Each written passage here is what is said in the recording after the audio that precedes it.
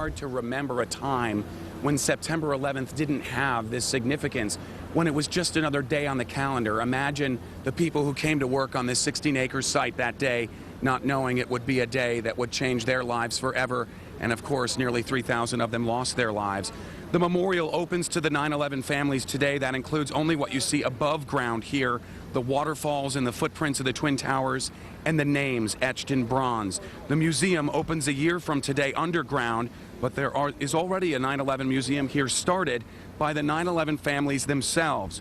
One of them, a dad who started looking for his son, but ended up searching for answers. Remember 9/11. That's what retired firefighter Lee Ielpe teaches people every day, even though he would rather forget. 9/11 is not a day that I want to remember. I want the world to remember it. We sent a beautiful message out there about our strength, about our volunteer spirit. So I want the world to remember that. I don't need to remember the day my son was murdered. The body of Lee's son, firefighter Jonathan Ielpe, was found still wrapped in his FDNY turnout coat and battered helmet 3 months to the day after 9/11. Here at the World Trade Center site, out of those 2,749 people that were murdered that day, there are still 1,122 people unaccounted for.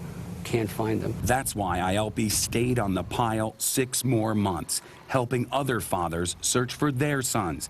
While he forgot about everything else, he says America began to move on. We forgot about 9/11 a year later, 6 months later, because it didn't happen in Cincinnati. It didn't happen in Washington State, but it did, didn't it? It was on our soil. So this grieving father pledged to never abandon the World Trade Center site. He co-founded the 9/11 Tribute Center here. More than a museum, it's a learning center. This could be the answer. I mean, we had to go to war. We demand justice, and that's just the way things are, all right? But we should use this episode to educate, to enlighten, to make sure that our young people understand what happened. There are artifacts like a twisted girder and the missing person posters that plastered New York for months after the attacks. Visitors leave their own thoughts on cards. One asks simply, why? But everyone is drawn to Jonathan's firefighting uniform, a huge gash ripped vertically from top to bottom. To date, we've trained well over 470 guides, all volunteers, all come from the 9/11 community. You lost a loved one, you're a rescue worker, you're a survivor, you're a volunteer, you're somebody who worked in the area and watched that day and saw things that nobody should ever do, let alone you watch them do, right? So we've become the voice for those people that don't have a voice. Every 9/11 family provided a photo or other memento.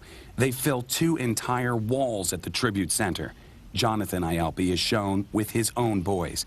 An intensely personal photo his father decided to share with the world in hopes education can prevent a future attack. Can't bring my son back, can't bring my friends back, but we can make a difference for tomorrow. Back now live, you're looking at the North Tower footprint waterfall. This is the precise location where the North Tower stood. Since the early 1970s, it started going up in the late 1960s, of course, at 8:46 a.m. This is where the first plane struck, beginning that awful day. You're now looking at the rest of the site. We're actually standing right above where 2 presidents will be speaking momentarily, both President Obama and George W. Bush. I wanted to mention quickly that Lee Ielpe, who you just heard his story, he really is courage personified. The man is a solid rock. He's a 26-year veteran of the FDNY, a decorated war hero. But imagine the courage to walk by your son's turnout coat with that gash ripped in it every single day. But he does it, and he comes back here to make sure that we, all of us, never forget. Brendan, you have obviously spent a great deal of time in New York, living there, been there for anniversaries. How different will this 10th one be? You know, a lot of people, look, there's so many different perspectives, Catherine, that, you know, some people are looking at this as a time of healing. Others are looking at it as a time to look back. Others are looking at it as a time to look forward. And actually, that's sort of how this whole process has gone. This 16-acre site, the families wanted this to be kept as essentially a cemetery. I mean, nearly 3,000 people lost their lives here. So there was a concerted effort among many of the families to preserve this, because would we build a skyscraper on the top of a cemetery, you know, in Cincinnati? Absolutely not. And that was sort of their feeling here.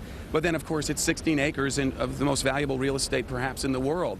So there is a mixture here, and what you're seeing here is sort of that representation of everyone who was involved here now, in the past, now, and in the future. So for everyone, it means something different. Lee Ielpi told me that 10 years means it's been 10 years since he could last hug his son. Brendan Keefe live for us in New York. And Brendan, we appreciate you doing some great work there, certainly.